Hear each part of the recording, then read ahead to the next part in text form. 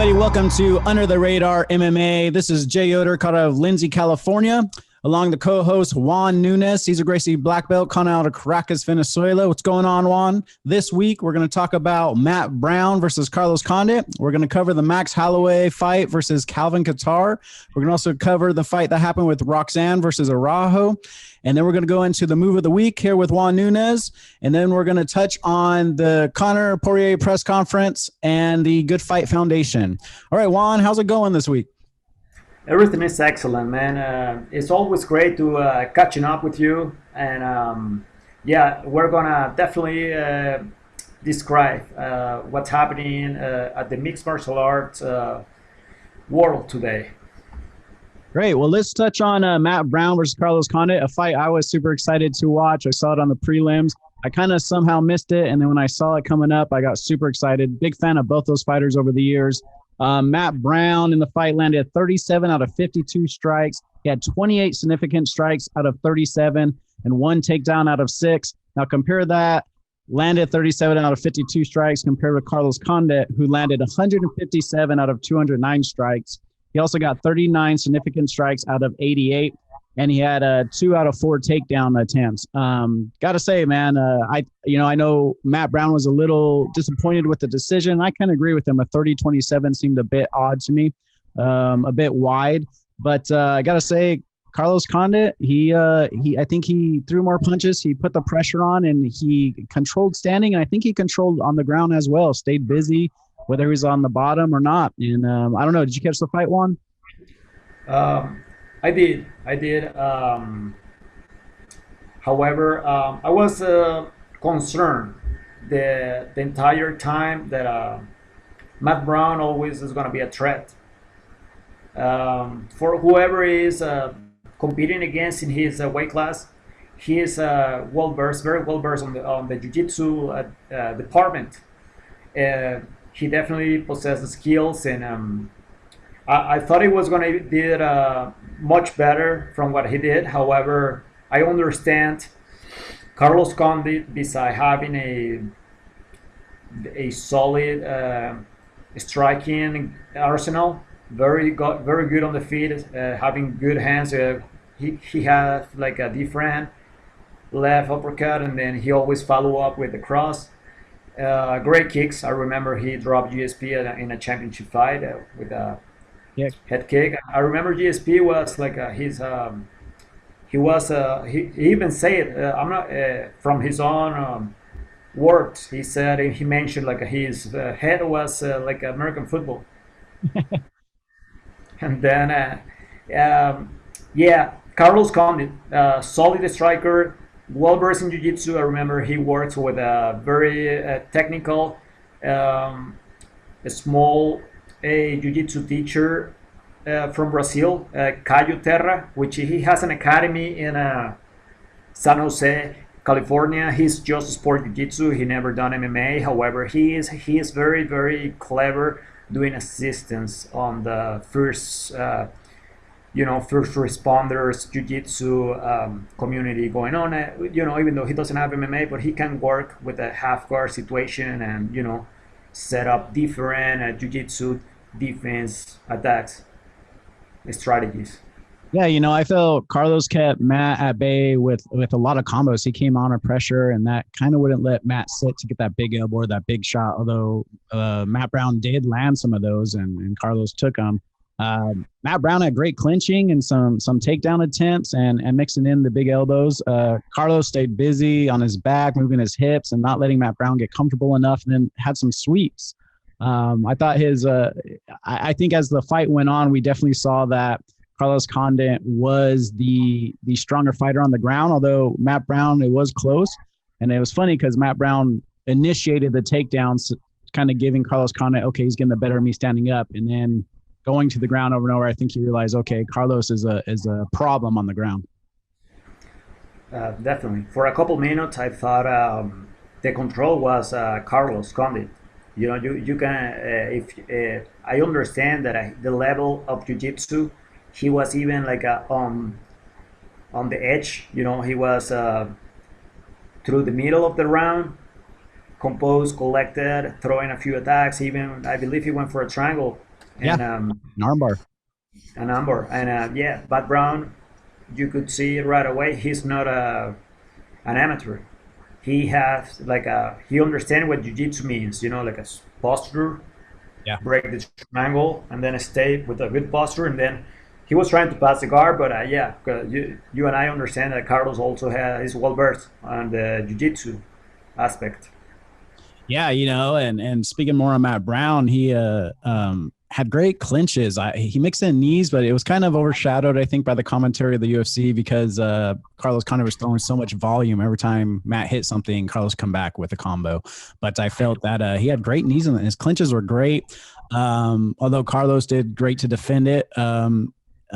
He only did small combos, 1-1-2s, and compared to Carlos Condit's combos, it's not enough, and that kind of bleeds into the next fight we're talking about, Max Holloway.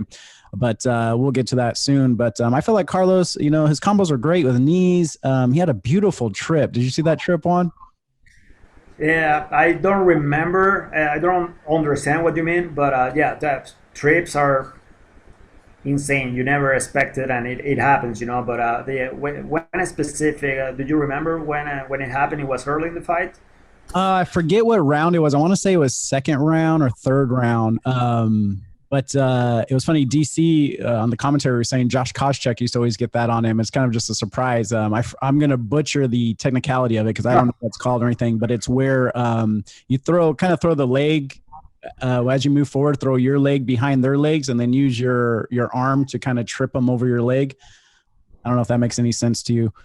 It does. It does. Now that you bring Koscheck up, yeah, he was one of the kind. Definitely, George Koscheck, especially with the high single, switching with the flare. The execution of the technique was like I'm talking from a coach standpoint. Here, you can see the how technical. You can see the time the man put on the wrestling room. You can see the technicality, the posture, the straight back, the legs, the hamstrings. Very very good athlete.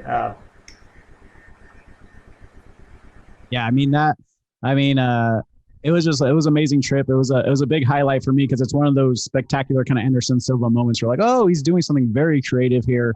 He stayed busy on his back. I mentioned before, he was moving those hips. He was looking for the angles.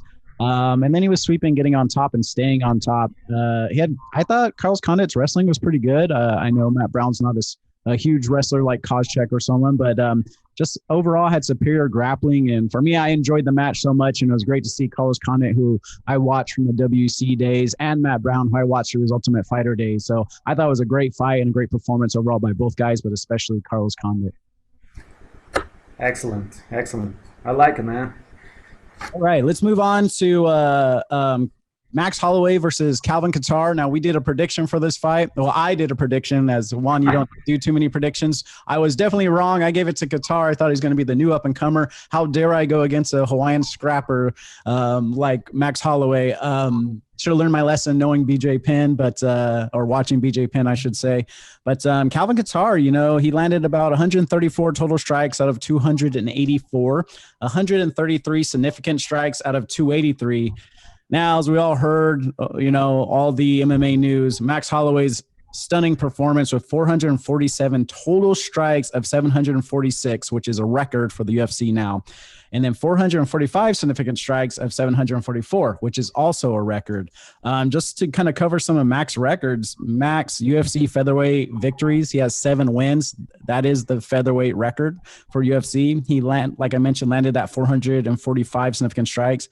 That's a UFC record. The previous record before he broke that was 290, and he broke it with 445. That just shows the level he went up. And then 447 total strikes, as I mentioned before, is also a record. What'd you think of the fight? Well, amazing. I'm glad you're doing your job with by the numbers. You're keeping it collected. So precise, man, as always. Yeah, man. I'm gonna see. I'm gonna bring up Luke Thomas, which he's a journalist. He's not even a fighter. However, he's great, very well spoken guy, and he brought a different. He called it back turn kicks. I don't even know if that's a proper term for the kicks that Max Holloway throw to Calvin Cater. However, I like it. You know, like a back turn kicks. It could be. I mean, technically, because I'm telling you, from a Hawaiian traditional martial arts that I come from, which has nothing to do with Holloway, but you know, I understand the each belt and each what it means, which kicks. What's the name? Juan, what's the name of that martial arts? Kembo, Okay, which Kimbo. is mixed. Yeah, it's mixed. It's a hybrid style with the basics, just basics, and Chuck working with the Liddell. basics. Chuck Liddell also did that, correct? He did something similar, which is connected. Okay. Yes, Sage Norcut is a 4th-degree black belt in that system. Um, However, all I'm saying, to me, it was just a simple side kick to the knee, simple side kick. However, back turn kicks is a different way to say it and to point it out, and I'm glad he did, you know, so we can, you know, understand the difference. Yeah. So yeah, going back to what it was sent in the fight, just I believe Cater has a great. He came up with a good boxing. He didn't even throw a right hand in the first round. He, I believe his boxing was always good the entire time. You know, good. He landed a few shots, maybe like a 4 total shots that I can understand significant strike. Like I said, the right hand, I thought it was gonna be just like okay, let's slow down Max, but no, Max took it well. Maybe he took like a pause, understand that his rhythm was already imposed. You know, coming up with a jab with left hook with a spinning mule kick. Yeah.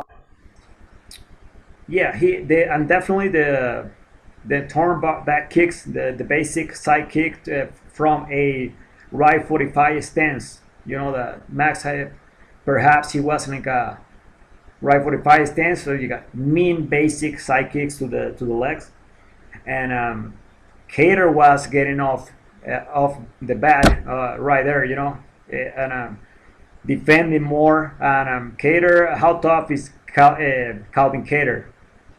Man, tough. He took a lot of shots, and I don't know, was it that fight Diego Sanchez was talking about where he said, you know, you lose a piece of your soul, and he said I've experienced many of those fights, and you know, he never went away, and Max was throwing with bad intentions. Max was throwing as hard as he could in a lot of those punches, and you could tell Calvin Kattar stuck in there.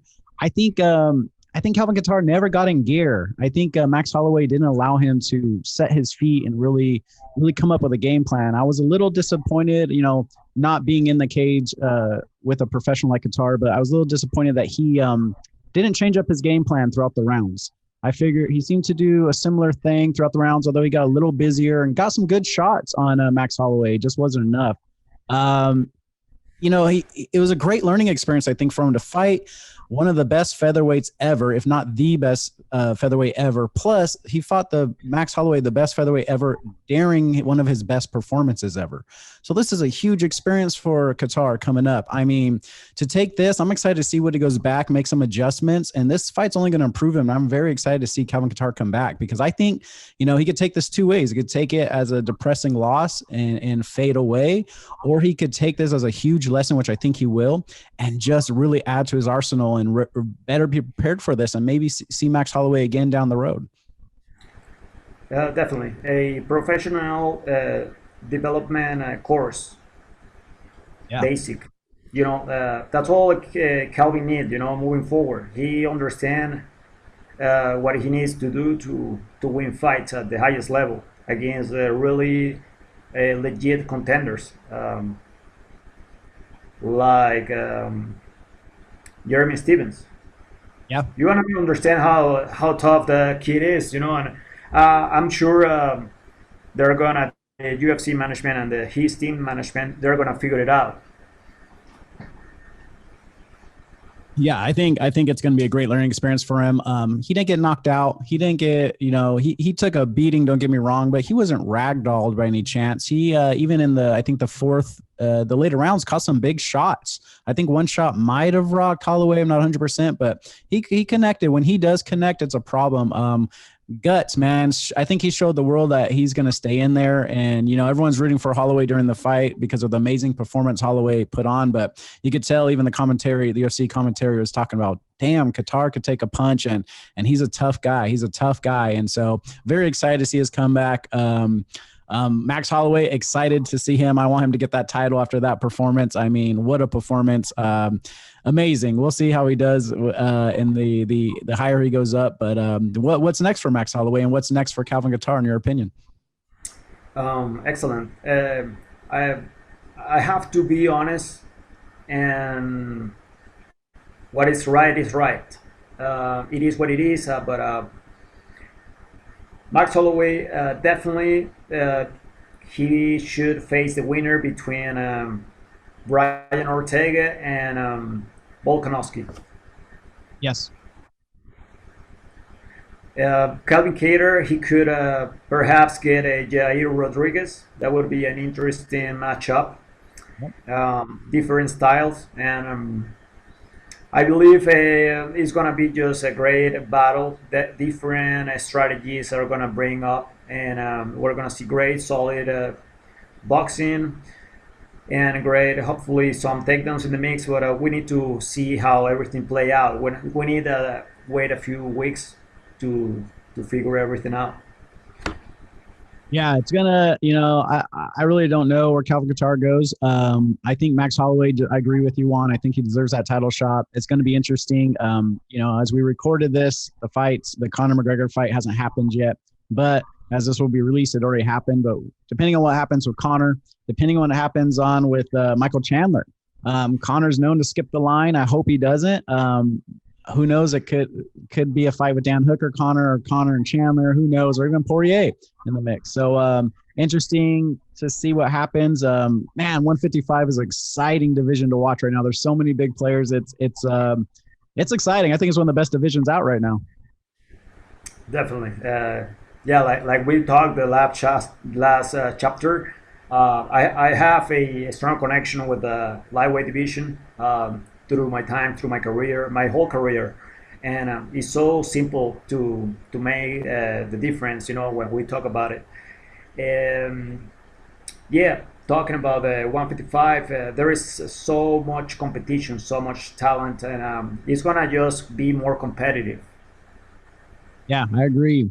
Well, that being said, Juan, let's move on to Roxanne Modafferi versus Viviane Araujo. What'd you think of the fight, Juan? Well, I truly enjoyed the fight because it is a fun fact that I was outside doing outdoors uphill bicycle, and just I didn't even know there was a difference on time between Abu Dhabi and my hometown.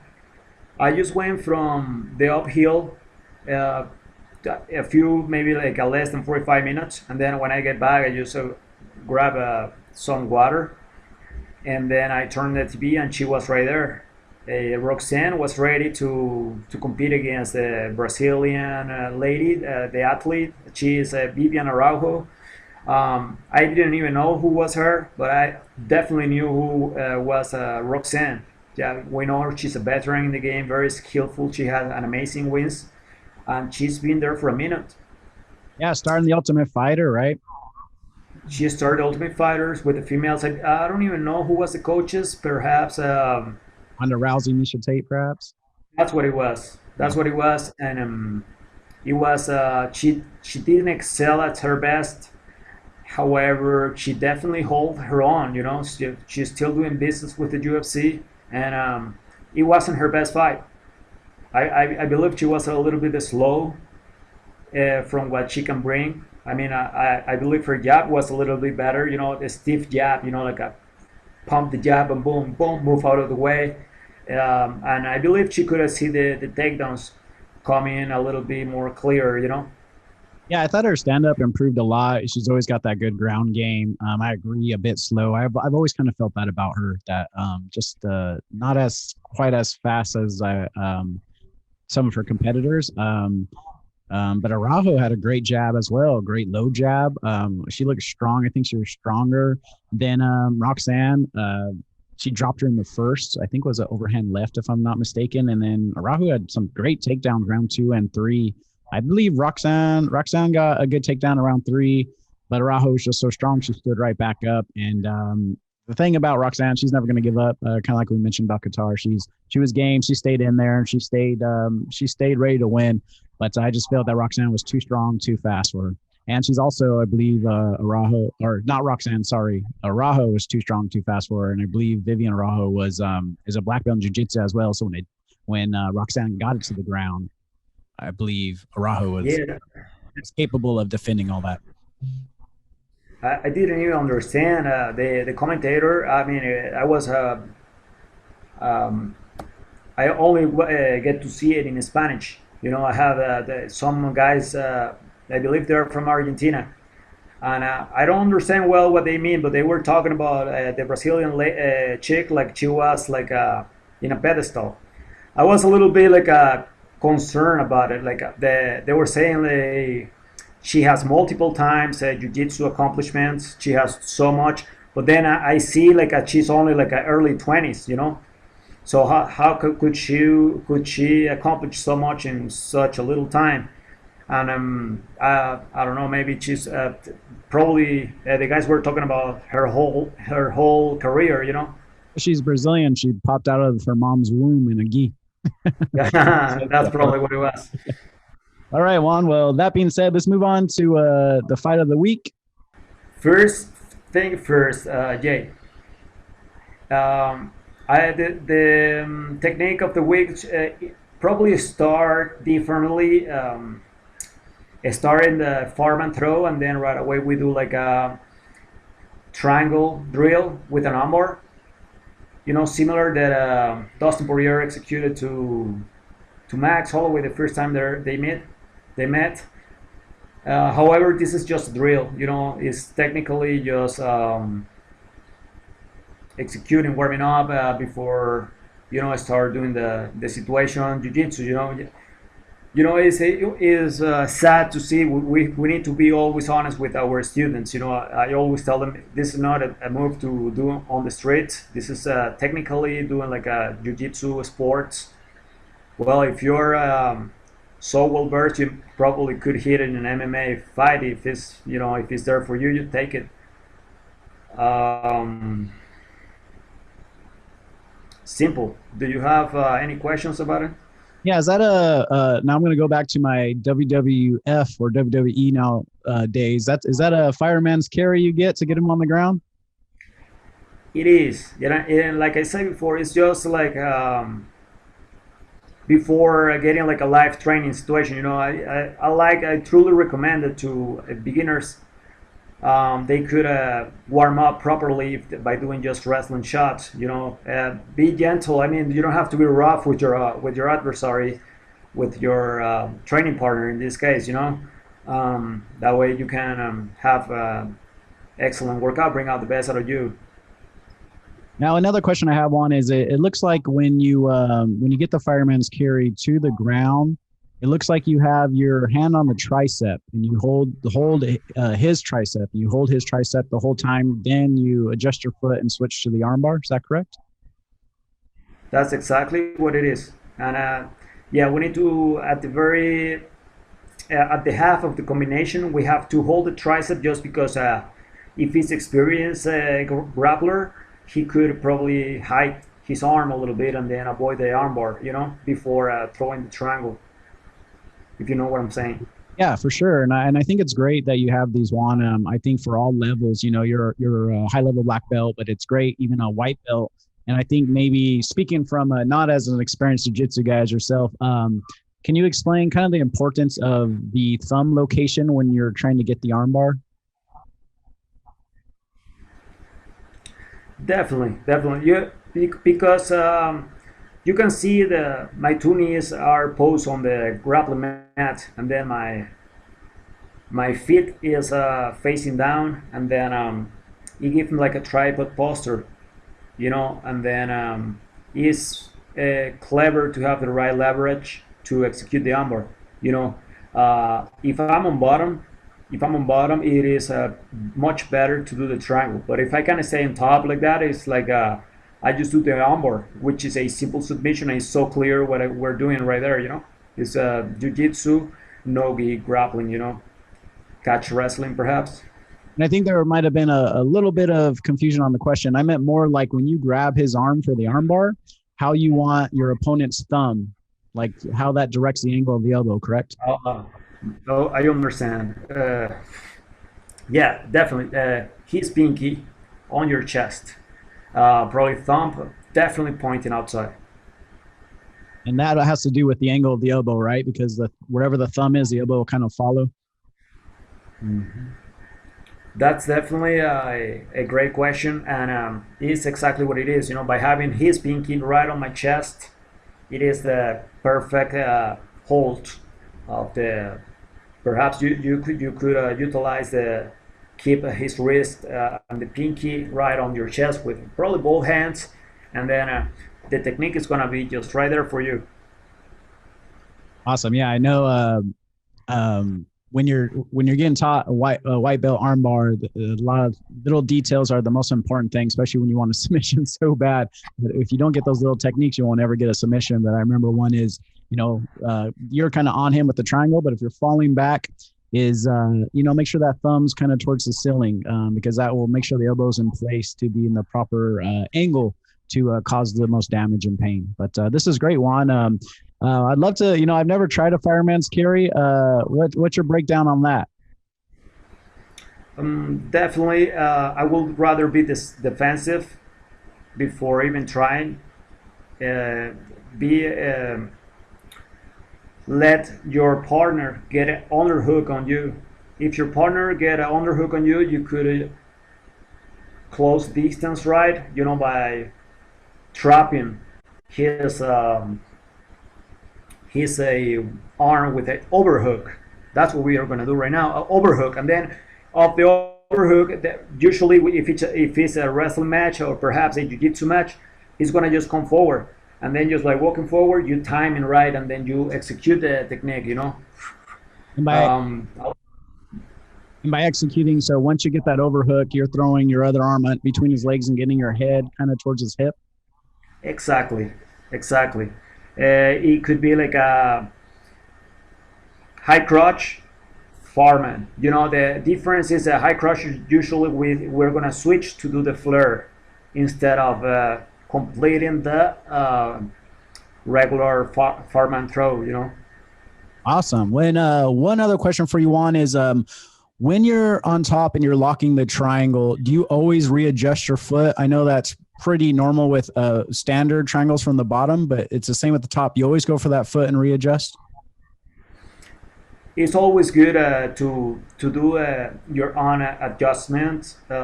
Definitely, if it's tight, it's always gonna work, no matter what. If it's tight, it doesn't mean like you could definitely have different challengers that could test your abilities to hold a different submission.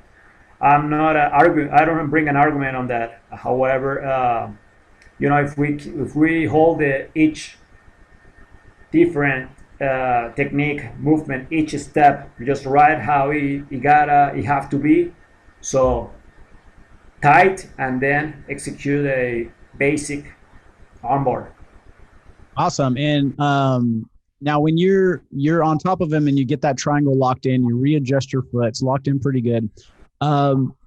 Maybe in MMA you're going to land some punches, but in a jiu-jitsu tournament, say, are you going to go for the triangle first, the armbar, or is that totally preference upon yourself? The triangle, it have to be before even trying the armbar. You need to have a clear triangle, and then excel the technicality, because it is a anticipation. I'm trying to do I need to be, because we need to understand that we are advanced. We understand that we have different techniques, different way of training, different academic system in the jiu-jitsu, which we take it very serious. Well, that's awesome, Juan. Well, thank you for this. Again, that's Move of the Week with Cesar, Gracie, Black Belt, Juan, Nunez. Thank you so much, Juan. Appreciate the breakdown. You're welcome, bro. Okay, again, thank you for that Move of the Week, Juan. Let's talk a little bit about the press conference and the overall interactions between Conor McGregor and Dustin Poirier. What's your thoughts, Juan? Well, press conference for the co-main event and the main event this coming UFC this weekend. I believe it just showed maturity, showed how well these different athletes are holding their own. So much business on the side. The bringing up the Good Fight Foundation, and then understand that it's just business. It makes the job easier for everyone. Yeah, it was kind of curious. What's going to happen with is Conor going to do the same old thing he's done in the past? Kind of try to get in their head, a little bit of Muhammad Ali. He's very respectful. He fought Dustin before, got the knockout. It was amazing. I think he mentioned it, that he saw that Dustin has improved tremendously and has put on some great fights, the last one being Dan Hooker, and that he deserves a rematch, and that Conor only fights those that I think truly feels will push him to the limit. So he obviously sees what we all see in Poirier, the improvement. And I think it just shows his overall, he's had trouble with the law and lawsuits, and I think he's over that. And I think he enjoys, he's proved himself. I don't think he has to make a name for himself like he did when he first came up. And I think it's really cool that he, showed a lot of respect and acted very mature with everybody, even Michael Chandler and Dan Hooker when he was on the presser. Very cool. I also, thought it was cool that he donated money, which he didn't mention. Actually, Poirier mentioned at the press conference, donated money to the foundation, the Good Fight Foundation that Dustin Poirier started with his wife, and that also is wanting to do some business with the hot sauce that Dustin Poirier got. Dustin Poirier, I think he had a bit of a rough childhood out of Louisiana, Lafayette, and that's a very Louisiana has a lot of problems with financing and low income housing and stuff like that. And so for him to give back to his community is awesome. And for Conor to also jump on board is amazing. Absolutely. I mean, I'm far away enough, I should say. Dustin, he is a great boxer. He is a very good wrestler, amazing grappler. Great. He started with his wife doing the business on the side, the Good Fight Foundation. And when Conor McGregor step in and do business on the side with the foundation, they both bring different culture on education, and something great to see, how the different dots are connected. Yeah, it's great. And, I think it's a win-win, it's a win-win. I know the fans, we a lot of time want to see the old Conor McGregor and the trash talking and the violence and it's a fight. I like that stuff too, but I think there's a certain level of respect and dignity that martial arts, we forget, started about. Martial arts started with respect. You weren't just a martial artist on the mat. You're also a martial artist on the street or in your day-to-day life and how you treat people. And I think that showing that kind of brings that back in, especially kids watching that, you could do some great things with a fight, to charity, to whatever, and that showing respect and also getting in there and kicking each other's ass, don't get me wrong, is great. And they're going to do that. But there's a higher level to it where both parties could win and there could be a more positive atmosphere. And I'm all for it, man. Very professional, and I'm glad, I'm happy that my sport, the sport that we're covering right now, is evolving, and it showcases great ways for different communities to communicate efficiently without having the wrong argument. We keep it clear with a Good Fight Foundation, and definitely. I understand they both family. The four guys are family men, The four guys are family men, and so I'm glad to see the line of respect. But don't get me wrong. I'm sure each athlete out there are gonna just do handle business, play by the rules, and handle business. You know.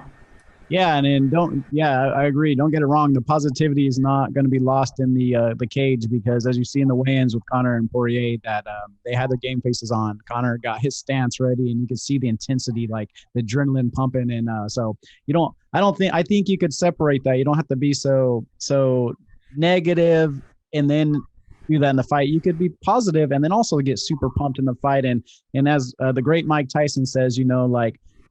He says he has no regrets, but sometimes he contradicts himself because he also said he wished that he gave a little more respect to his opponents back then. But he said, when I got in the cage, there's no respect. I'm an animal. I'm going to tear you up. But outside, I wish in the interviews, I would have gave him a little more respect because everyone's a man who steps in the cage no matter what. Absolutely, man. True that, dude. I mean, like I'm definitely expecting a great technical exchange, great strategies from each of them, and definitely we're gonna see what lightweight division is about. You know. Great. Well, Juan, is there anything else you want to talk about this week on Under the Radar? Well, it is always great to chop it up with you, man. I hope that everyone enjoyed the move of the week, and we do it again. We're gonna come back with a recap. Yeah, it was great. Next week we're gonna do a recap on Connor Poirier and probably the Michael Chandler fight and some other fights. So check in next week as well. It was great to catch up with you, Juan, too, before we started recording the podcast, talking about our old San Francisco days and the living situations of the expensive city, from closet to garage and everything in between. But thanks again for everybody for watching. Please subscribe, give us a like. We're going to just keep on improving, and we're so glad you guys are watching. And I hope, remember, every Tuesday, new episode, every Friday, move of the week clips will be out. And again, this is Under the Radar MMA with Jay Yoder out of Lindsay, California, and Cesar Gracie, black belt, Juan Nunez out of Caracas, Venezuela. Till next time, thank you.